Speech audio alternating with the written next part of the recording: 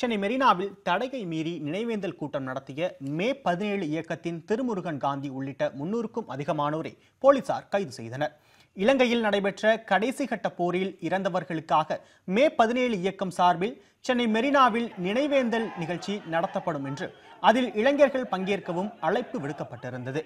இந்நிலையில் மாலையில் நினைவேந்தல் கூட்டம் நடத்துவதற்காக வந்த மே 17 இயக்கத்தின் திருமுருகன் காந்தி உள்ளிட்டோர் நேதாஜி சிலை அருகே கூடினர்.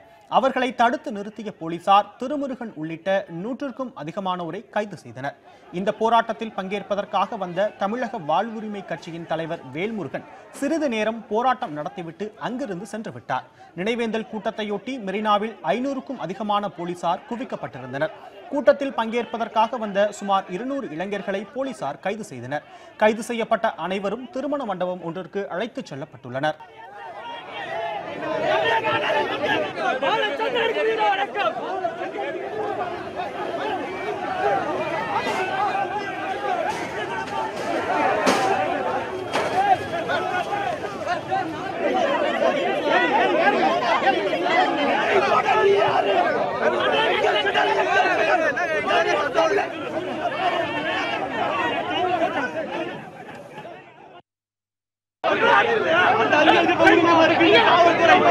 எடப்பாடி அரசை வீழ்த்துவோம்.